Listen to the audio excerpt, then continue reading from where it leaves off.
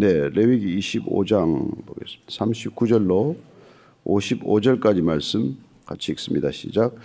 너와 함께 있는 내 형제가 가난하게 되어 내게 몸이 팔리거든 너는 그를 종으로 부리지 말고 품꾼이나 동거인과 같이 함께 있게 하여 희년까지 너를 섬기게 하라. 그때는 그와 그의 자녀가 함께 내게서 떠나 그의 가족과 그의 조상의 기업으로 돌아가게 하라. 그들은 내가 애굽 땅에서 인도하여 낸 내 종들이니 종으로 팔지 말 것이라. 너는 그를 엄하게 부리지 말고 내 하나님을 경외하라. 내 종은 남녀를 막론하고 내 사방 이방인 중에서 취할지니 남녀 종은 이런 자 중에서 사올 것이며 또 너희 중에 거류하는 동거인들의 자녀 중에서도 너희가 사올 수 있고 또 그들이 너희와 함께 있어서 너희 땅에서 가정을 이룬 자들 중에서도 그리할 수 있은즉 그들이 너희의 소유가 될지니라. 너희는 그들을 너희 후손에게 기업으로 주어 소유가 되게 할 것이라. 이방인 중에서는 너희가 영원한 종을 삼으려니와 너희 동족 이스라엘 자손은 너희가 피차 엄하게 부리지 말지니라. 만일 너와 함께 있는 거류민이나 동거인은 부유하게 되고 그와 함께 있는 내 형제는 가난하게 되므로 그가 너와 함께 있는 거류민이나 동거인 또는 거류민의 가족의 후손에게 팔리면 그가 팔린 후에 그에게는 속량받을 권리가 있나니 그의 형제 중 하나가 그를 속량하거나 또는 그의 삼촌이나 그의 삼촌의 아들이 그를 속량하거나 그의 가족 중 그의 살부치 중에서 그를 속량할 것이요 그가 부유하게 되면 스스로 속량하되 자기 몸이 팔린 해로부터 희년까지를 그 산자와 계산하여 그 연수를 따라서 그 몸의 값을 정할 때 그 사람을 섬긴 날을 그 사람에게 고용된 날로 여길 것이라.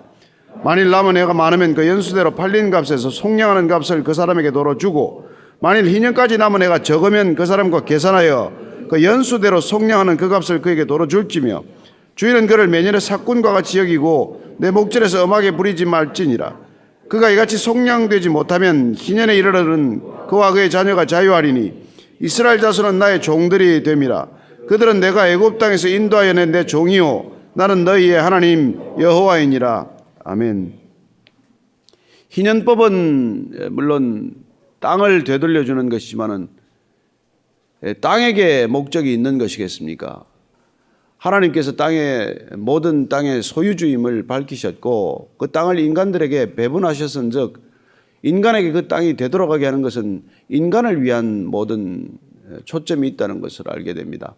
따라서 땅을 되돌려 준다면은 사람들은 어떻게 해야 마땅하겠습니까?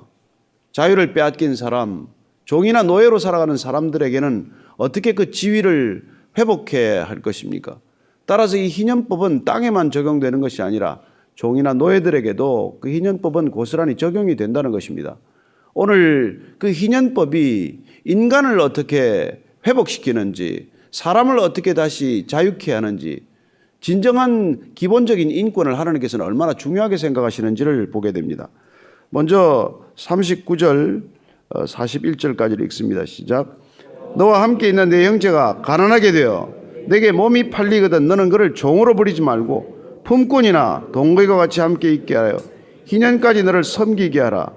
그때는 그와 그의 자녀가 함께 내게서 떠나 그의 가족과 그의 조상의 기업으로 돌아가게 하라.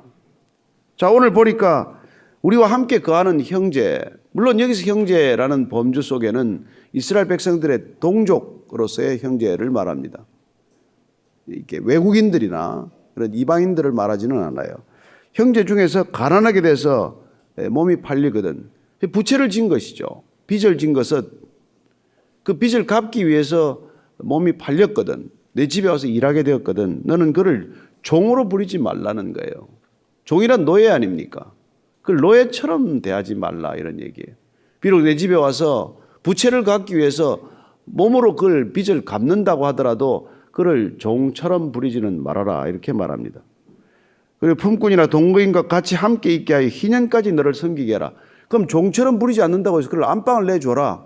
또 그런 말은 아니에요. 그러니까 다른 일을 위해서 고용한 사람들과 같이 그를 대접해 주라고 하는 말입니다. 그리고 희년이 되면은 다시 자녀들과 함께 돌아가게 하라 이렇게 말합니다. 따라서 이 희년법은 토지가 상환되는 것은 물론이고 사람에게도 그런 동일한 자유가 주어지는 것이죠. 그리고 같이 있을 동안은 어떻게 일해야 합니까? 42절 43절입니다. 시작. 그들은 내가 애굽 땅에서 인도하여 낸 내 종들이 종으로 팔지 말 것이라. 너는 그를 엄하게 부리지 말고 내 하나님을 경외하라.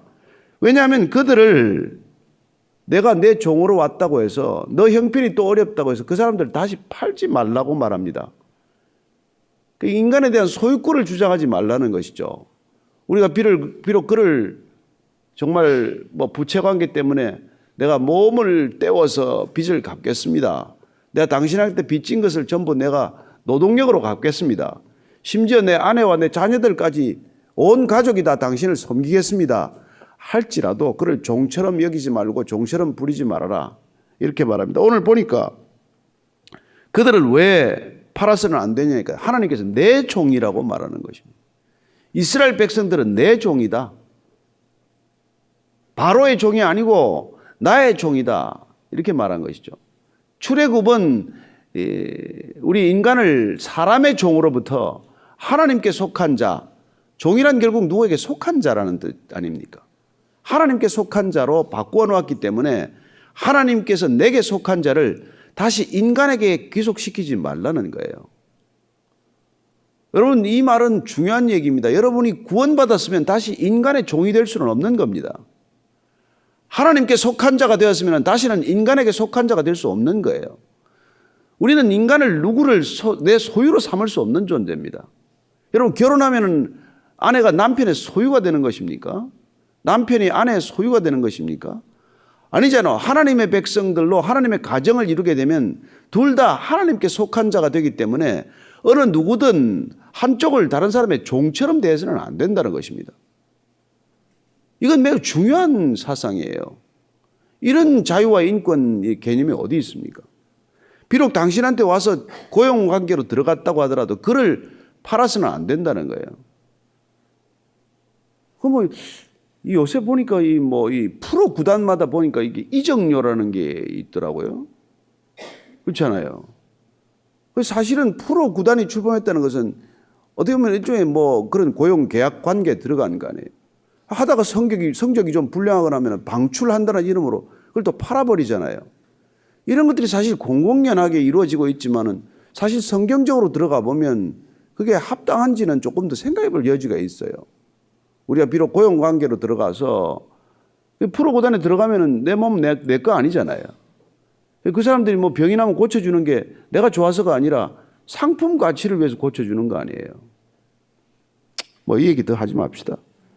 여러분들 그 프로를 또 얼마나 즐겨봅니까? 프로 축구, 프로 야구, 프로 골프. 프로가 되었다는 것은 어떻게 보면 돈으로 고용관계에 들어갔다는 거거든요. 우리는 그런 의미에서 프로페셔널리즘을 지향하지만 사실은 우리가 프로를 지향하더라도 우리의 정신은 구단주나 사람에 속한 존재가 아니라 하나님께 속한 존재다. 이게 분명해야 한다는 거예요. 그때 우리는 진짜 진정한 자유인으로서의 삶을 살아가는 것이죠. 그리고 이렇게 말합니다. 너는 그를 엄하게 부리지 말고 내 하나님을 경외하라. 이게 지금 두 개 붙어 있어요. 그 사람을 종처럼 대하지 말라. 그러더니 또 엄하게 부리지 말라. 그리고 또 하나님을 경외하라. 이게 다 한 가지 스피릿이라는 것을 우리는 알게 됩니다. 자, 엄하게 부리지 말라고 할 때 이 엄하다는 표현이 이게 좀 너무 이게 부드럽게 번역이 되었어요. 사실은 가혹하게, 무자비하게 부리지 말라 이 뜻이에요. 근데 부린다는 것도 좀 저거 한 단어인데 이 부린다라고 쓰는 단어는 원래 다스린다, 통치하다 이런 뜻이에요. 그래서 하나님께서 우리를 지으시고 너는 이 피조 세계를 다스리라고 할 때 통치하라고 할 때 동일한 단어를 씁니다. 그러니까 이걸 이 뜻에 맞게 번역을 하면은 이제 그렇게도 번역을 할 수 있지만은 다스리다, 통치하다는 뜻 외에 중요한 뜻이 있어요. 그건 뭐냐면은 무자비하게 짓밟는 거예요. 그렇게 사람을 그냥 밟듯이 그렇게 그냥 혹사시키듯이 그렇게 대하는 태도를 말하는 것입니다. 그렇다면 이걸 이 뜻에 맞게 번역을 한다면은 너는 그를 무자비하게 짓밟지 말아라. 이런 강한 의조가 있는 거예요. 우리가 엄하게 대하다가 좋은 때로는 엄하게 대해야죠. 기울이 있고 하니까. 그럼 우리 뜻이 좀 살아나지 않는데 정확한 뜻은 그를 무자비하게 잔인하게 그렇게 짓밟지 말아라는 거예요. 노예들이 얼마나 여러분 참 그렇게 짓밟혔습니까? 우리가 미국에 건너간 흑인 노예사든지 유럽 대륙에서 했던 노예라든지 사실은 이 노예가 오래된 제도 아니에요. 그 노예 신분이라는 게 무슨 인권이 있습니까? 그런데 성경은 이미 이 구약 시대에 그 종을 그렇게 무자비하게 잔인하게 짓밟아서 사람의 모습조차 없이 짐승처럼 대하지 말아라. 그런 뜻이 담겨 있는 것이죠. 그게 내 하나님을 경외하는 거라는 겁니다. 뭐 하나님을 믿는다는 것, 하나님을 경외한다는 것, 하나님의 백성이 된다는 게 뭐예요? 다른 인간을 무자비하게 대하지 않는 거란 말이에요. 늘 다른 사람에게 긍휼한 마음을 품고 그를 배려하고 사는 삶을 강조하는 것이죠. 그러니 내가 뭐 그리스도인이라 그러면서 회사 직원들을 무슨 종처럼 부린다. 그게 무슨 하나님을 경외하는 삶이겠어요. 그래서 제가 우리 교회가 무슨 뭐 이렇게 그 목사건 무슨 전도사건 간사건 그런 직함과 아무 상관없이 우리가 형제 자매가 되어야 한다.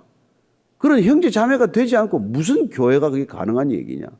서로 간에 종처럼 쥐잡듯이 잡고 하는 그런 조직 체계, 위계 질서, 그런 상하 권력 질서, 항명 무슨 상명 하복 질서 그런 걸 만들어 놓고 무슨 그게 교회냐는 말이에요. 심지어 교회 사역본부라는 걸 만들어서 무슨 윗사람이 아랫사람을 지시하듯이 그렇게 부린다면 그게 교회에서 일어날 법한 일이냐 이 말이에요. 제 말은. 우리는 가정을 그런 원리로 다스리지 않듯이 교회 또한 그런 원리로 작동해서는 안 된다는 것입니다. 교회를 거대한 위계 질서나 조직으로 만들어 그걸 교회라고 부르는 것 자체가 모순이라는 것을 우리가 알아야 된다는 거예요. 저는 여러분들이 하나님이 얼마나 정말 자유와 인권과 이런 것에 민감하신 분인지를 우리가 알게 된단 말이에요. 아니 당연히 돈 주고 산 것, 지 스스로 종이 되었다고 할지라도 그 종을 이렇게 무자비하게 짓밟거나 함부로 폭언하거나 폭행해서는 안 된다는 것이죠. 그런데 가끔가다 이 보면 뭐 그간에 이게 얼마나 그런 얘기들이 뭐 소위 갑질하는 게 요새는 뭐 이게 다 영상이 찍혀가지고 다 난리 아닙니까? 그것 때문에 차 안에서 한 욕설, 사무실에서 한 욕설 이런 것들이 다 기록되는 세상이니까 어떻게 보면 우리가 진짜 하나님께서 24시간 우리를 지켜보고 있다는 것과 마찬가지로 요새는 CCTV가 24시간 여러분과 저를 지켜보고 있는 거 아니에요? 하루에 100번 이상 찍힌다고 그러니까 조심해서 삽시다. 뭐 어쩌겠습니까? 자, 44절, 45절입니다. 시작. 내 종은 남녀를 막론하고 내 사방 이방인 중에서 취할지니 남녀 종은 이런 자 중에서 사올 것이며 또 너희 중에 거류하는 동거인들의 자녀 중에서도 너희가 사올 수 있고 또 그들이 너희와 함께 있어서 너희 땅에서 가정을 이룬 자들 중에서도 그리할 수 있은즉 그들이 너희의 소유가 될지니라. 여기서 한 가지 저희들이 조금 이제 마음이 조금 캥기는 것은 이게 동족인 이스라엘 백성들을 종으로 삼지 말라고 했지만 이방인들 포로가 되었다든지 이런 사람들에게서는 사유권을 재산권을 인정하듯 하는 그 당시에는 이런 문화였다는 것이죠. 그래서 고대 사회에서는 이 종과 노예의 신분에 대해서 차별을 두지 않을 만큼 가혹했지만 이스라엘 백성들은 자기 동족에 대해서만은 그래서는 안 된다. 그리고 꼭 종으로 삼을고자 한다면은 그 종은 사와야 한다. 이런 얘기죠. 이방인들에게서. 자, 그 다음에 이제 이분들을 어떻게 그러면 되돌려 줄 것이냐. 희년법에 따라서 어떻게 이들의 자유와 기본권을 회복시킬 것인가. 그 부분이 이제 47절 이하입니다. 같이 읽습니다. 시작. 만일 너와 함께 있는 거류민이나 동거인은 부유하게 되고 그와 함께 있는 내 형제는 가난하게 되므로 그가 너와 함께 있는 거류민이나 동거인 또는 거류민의 가족의 후손에게 팔리면 그가 팔린 후에 그에게는 속량받을 권리가 있나니 그의 형제 중 하나가 그를 속량하거나 또는 그의 삼촌이나 그의 삼촌의 아들이 그를 속량하거나 그의 가족 중 그의 살부치 중에서 그를 속량할 것이요 그가 부유하게 되면 스스로 속량하되 자기 몸이 팔린 해로부터 희년까지를 그 산자와 계산하여 그 연수를 따라서 그의 몸값을 정할 때 그 사람을 섬긴 날을 그 사람에게 고용된 날로 여길 것이라. 자, 이 소위 고엘 제도, 사람을 사서 다시 한번 원상 회복시키는 이 취지와 그 규례를 말씀하고 있는 것이죠. 자, 우리 뭐 이제 이스라엘 백성들끼리 얘기해요. 우리 형제 중에 누가 이방인에게 팔려갔다. 다른 족속에게 팔려갔다.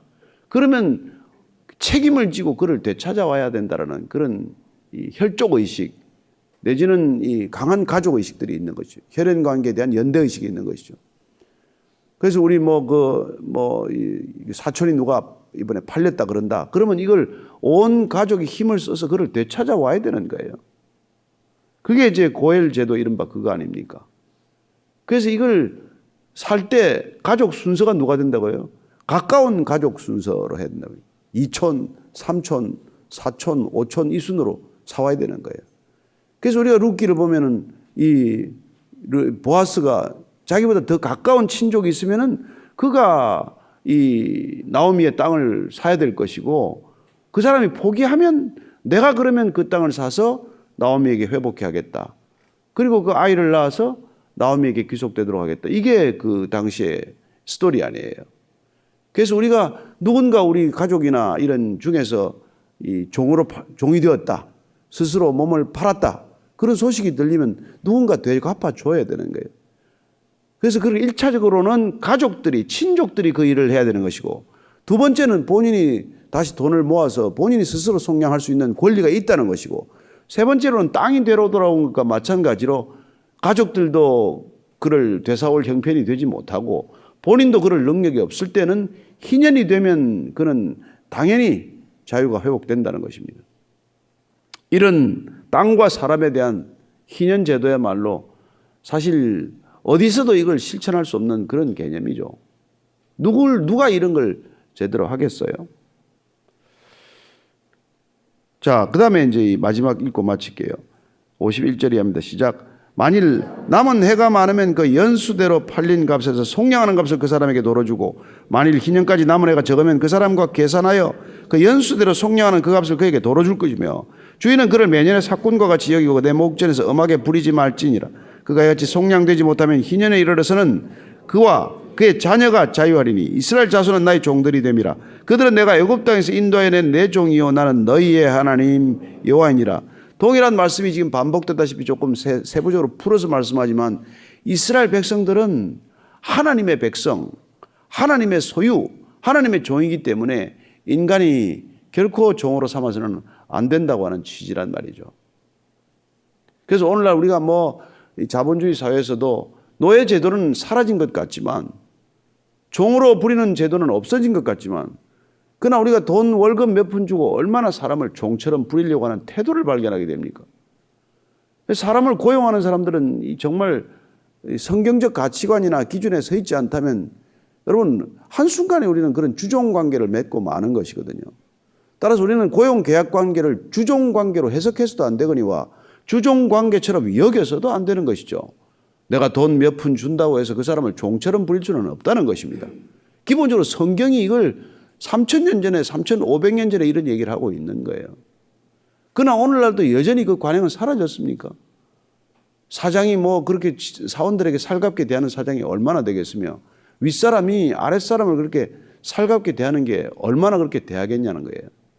그래서 참된 그리스도인이 되지 않으면 저는 기업 관행에 있어서도 그런 일이 없다고 보는 거죠. 하물며 해외 근로자들이 지금 150만이니 200만 가까운 해외 근로자들이 들어와 있는데 이들의 인권 사각지대 아닙니까? 그렇게 인권 사각지대로 만들어 놨더니 그것은 안산이나 이 일대 가면은 치외 법권 지대가 되고 만 것이죠. 경찰이 들어갈 수도 없는 곳이 되고 만 거예요. 독한 사람이 독한 사람을 낳는다고 독한 대접을 받다 보면은 남는 게 무슨 악밖에 더 있겠어요? 그 지금 안산의 일부 지역은 이미 우리 경찰이 들어갈 수도 없는 그런 사각지대 치외 법권지대로 전락하고 만 것이죠. 앞으로 큰 사회 문제 아니겠습니까? 우리가 안고 있는 이 문제가 마치 노예를 수입하듯 종을 수입하듯 그렇게 해외 근로자들을 데리고 와서 그들을 그렇게 이렇게 무자비하게 인정 사정 없이 대하고 그냥 오로지 노동 착취만을 목적으로 대한다면 그러면 결국은 그 모든 이 결과가 우리에게 고스란히 돌아오게 되겠죠. 그래서 노예 제도라든 건 정말 이렇게 하나님께서 이렇게 했음에도 불구하고 노예 제도는 사실 에이브라함 링컨이 노예 해방 선언을 할 때까지 계속되지 않았습니까? 그러나 우리가 잘 아는 대로 영국의 윌리엄 윌버포스 같은 사람 벌써 17세기에 노예 제도가 합당하지 않다는 이유로 그는 평생을 노예 무역 근절을 위한 투쟁에 자기 자신을 헌신하게 됩니다. 그는 은혜를 받고 목사가 되려고 했어요. 21살에 국회의원이 됐던 사람이. 그러나 그는 하나님을 만나고 나서 너무나 감동한 나머지 나는 목회를 하겠다. 그래서 존 뉴턴 목사님을 찾아가잖아요. 어메이징 그레이스를 작사하신 그분께 찾아가서 난 목회를 하고 싶다. 아니야, 당신은 국회가 내 목회지야. 그래서 이 윌버포스는 국회를 목회지로 삼고 거기서 총리가 되는 게 목적이 아니었어요. 그건 총리 될 기회가 2번 있었습니다. 그러나 윌리엄 피터에게 양보하고 그는 정치를 한 것이 아니라 그 국회라는 마당을 정치 마당으로 만들지 않았어요. 은혜를 받았기 때문에 그는 그 국회를 하나님의 통치의 마당으로 삼은 것이죠. 하나님의 통치적 관점에서 그는 국회를 상대했기 때문에 노예 무역 폐지에다가 그는 목숨을 걸었습니다. 그는 원래 가진 집안이었어요. 집에 아버지가 부유했습니다. 그럼에도 불구하고 그는 그곳에서 이익을 취하기보다는 자기 스스로의 권익을 포기하고 모든 영국의 권익을 포기해야 된다고 주장을 한 것이죠. 얼마나 살해 위협에 시달렸는지 몰라요. 왜냐하면 당시 영국의 노예 무역이 GDP의 3분의 1을 차지했어요. 그니 얼마나 많은 기득권자들이 그를 이렇게 비난했겠습니까? 그러나 끝내 그는 하나님께서 우리에게 가르쳐 주신 것은 노예 무역이 아니다. 그를 돕는 클레팜 공동체가 그를 지지했고 끝내 그는 그것을 법적으로 이렇게 입법화해서 관철합니다. 이게 미국으로 건너가서 결국은 에이브라함 링컨에게 영향을 주게 되고 결국은 미국이 노예를 폐지를 선언하는 그런 놀라운 일들로 이어지는 것이죠. 저는 한 정치인이 정략적 정당적 이익에서 벗어나서 하나님의 통치를 그곳에서 실현하고자 했을 때 한 나라가 변하는 것을 우리는 역사를 통해서 알게 되고 저는 한 경제인이 하나님의 그런 이 마음에 감염되어서 모든 직원들을 내 돈 벌게 하는 수단이 아니라 내가 섬겨야 할 목회지라고 생각할 때 놀라운 일들이 일어나는 것이죠. 그래서 오늘날 큰 기업들이 보면은 그런 개념들을 가지고 와서 아이들의 보육시설도 만들고 그 기업 안에서 마치 가족과도 같은 생활들을 하지 않습니까? 우리 여기 성도 중에 한 사람 아들이 이게 구걸인가 거기 다녀서 가끔 가는데 가면은 그 아들 회사 가서 밥 먹고 오는 게 큰 자랑이더만 보니까. 공짜로 먹고 갈 때 음료수 콜라도 들고 와도 되고 그렇다고 그러는데 저는 그런 것들이 기업이 이익만을 추구하는 것이 아니라 공동체적 정신을 그 기업을 통해서 확산시키겠다고 할 때 저는 그게 바로 우리가 말하는 희년 제도가 이 땅에서 이루어지는 방법이라고 저는 믿습니다. 여러분들이 무슨 일하고 있는 분야가 어떤 분야건 그곳에서 하나님의 통치를 실현할 수 있게 되기를 축복합니다. 인간의 가진 권력 의지를 통해서 어디를 가나 정치판을 만드는 사람들이 있어요. 그게 학교가 돼도 정치판을 만들고 병원에 가도 정치판을 만들고 사업을 해도 정치에 관심이 있고 온통 이 나라가 정치에 너무 관심이 많아요. 그러다가 지금 이런 나라가 이게 격변을 겪게 되는데 저는 정치에 대한 관심보다도 하나님의 다스림, 하나님의 통치를 경험하는 사람들은 사람을 짓밟지 않고 어디를 가나 무엇을 하나 하나님의 공의가 흐르게 하는 줄로 믿습니다. 우리가 이 시대에 여러분들이 무슨 일을 하고 계시든지 그 일이 하나님의 통치를 실현시키기 위한 도구라는 것을 기억하십시오. 가서 어디를 가든지 정치판을 만들지 마십시오. 지금 정치판 된 그 꼬락서니를 한번 보십시오. 이게 나라입니까 정말? 그래서 저는 여러분들이나 제가 기독교인들이 가져야 할 이게 엄중한 책임이 있다는 거예요. 우리는 어떻게 해야 이 땅이 하나님의 다스림이 흘러가는지를 아는 유일한 사람들 아니에요. 따라서 오늘 이런 말씀들을 읽으면서 정말 우리가 어떻게 살아야 할지에 대한 답을 얻을 줄로 믿습니다. 한 가지 이런 재미있는 게 있어요. 우리 출애굽기 21장 읽고 마칠게요. 출애굽기 21장 2절부터 6절까지 한 목소리로 같이 읽습니다. 시작. 내가 히브리 종을 사면 그는 6해 동안 섬길 것이요 7째에는 몸값을 물지 않고 나가 자유인이 될 것이며 만일 그가 단신으로 왔으면 단신으로 나갈 것이요 장가 들었으면 그의 아내도 그와 함께 나가려니와 만일 상전이 그에게 아내를 주어 그의 아내나 아들이나 딸을 낳았으면 그의 아내와 그의 자식들은 상전에게 속할 것이요 그는 단신으로 나갈 것이로되 만일 종이 분명히 말하기를 내가 상전과 내 처자를 사랑하니 나가서 자유인이 되지 않겠노라 하면 상전이 그를 데리고 재판장에게로 갈 것이요 또 그를 문이나 문설주 앞으로 데리고 가서 그것에다가 송곳으로 그의 귀를 뚫을 것이라. 그는 종신토록 그 상전을 섬기리라. 이게 보면은 히브리인들은 종으로 삼지 못하고 6대 있고 이거 안식년 돌아오면 그냥 자유가 저절로 주어지는 거예요. 그런데 재미있는 것은 그때 나는 주인이 너무 좋아서 안 나가겠다. 예? 그러면 어떻게 해요? 문이나 문설주로 데리고 와서 여기다가 이 귀에다가 송곳으로 뚫고, 예? 여기다 귀걸이 하는 거 여러분 뭔지 아시죠? 그게 귀걸이의 시작이에요. 나는 당신의 기꺼이 자발적으로 당신의 종이 되겠습니다. 나는 내 자유를 포기했습니다. 그런 의미에서 우리 그리스도인들은 주님께서 우리를 속량하신 것, 우리의 빚을 다 탕감해 주신 것에 감격해서 스스로 귀를 뚫은 사람이란 말이에요. 우리는 자유할 수 있지만 권리를 포기하고 우리 스스로 종처럼 살아가기로 결정한 사람들이에요. 내 것을 내 것이라 하지 않고 내 목숨조차 내 것이라고 주장하지 않고 살아가는 저와 여러분들 되기를 축복합니다. 이 땅에서 상급을 바라지 마십시오. 하나님의 상급이 영원할 것입니다. 이 땅에 상급 다 찾아 먹으면 그 땅에서 하나님 나라에서 상급이 없다고 말씀하십니다. 저는 우리가 하나님과의 은밀한 관계, 남모르는 비밀을 갖게 되기를 바라고 우리가 살아가는 삶 가운데서 이런 희년 정신이 실천될 수 있게 하시기를 축복합니다. 오늘 우리가 이런 나라가 억압으로 속박으로 치닫지 않기 위해서 어쩌면 오늘도 부르짖는 사람들이 있고 이 나라가 정말 바로 가기 위해서 바로 서도록 하기 위해서 애끓고 기도하는 사람들이 있습니다. 우리가 그들의 기도에 함께 힘을 합하는 기도가 되기를 바랍니다. 하나님, 이 민족 끝까지 지켜주십시오. 불쌍히 여겨주십시오. 주님께서 속량하셨사오니 우리가 귀를 뚫는 한이 있더라도 주님 그 빚 갚고 갚게 하여 주옵소서. 한번 그렇게 같이 기도하십시다. 하나님 아버지, 주님, 하나님을 만난 자답게 하나님께서 우리를 자유케 하신 자유인답게 사는 믿음의 사람들 되게 하여 주옵소서. 하나님, 속량받았는데 다시 죄로 돌아가지 않게 하시고 주님께서 십자가에서 죄값을 다 치렀는데 또다시 그 죄를 토한 개가 토한 것을 먹듯 그렇게 되돌아가지 않게 하여 주옵소서. 하나님, 이 땅 가운데 하나님의 공의와 자유가 물 흐르듯 무르게 하여 주시옵소서. 하나님, 사막에 강을 내시고 광야에 내를 내시는 주님, 이 땅 가운데도 다시 한번 하나님의 공의가 시내처럼 요단강처럼 흘러가게 하여 주옵소서. 하나님, 이 땅을 사랑하시는 주님께서 이 땅의 백성들을 아직까지 긍휼히 여기시사 남은 자 7,000명을 통해서 바알에게 무릎 꿇지 않은 자 7,000명을 통해서 이 땅을 구속하실 줄로 믿습니다. 하나님, 희망이 없다고 말하지 않게 해 주옵소서. 하나님이 소망이십니다.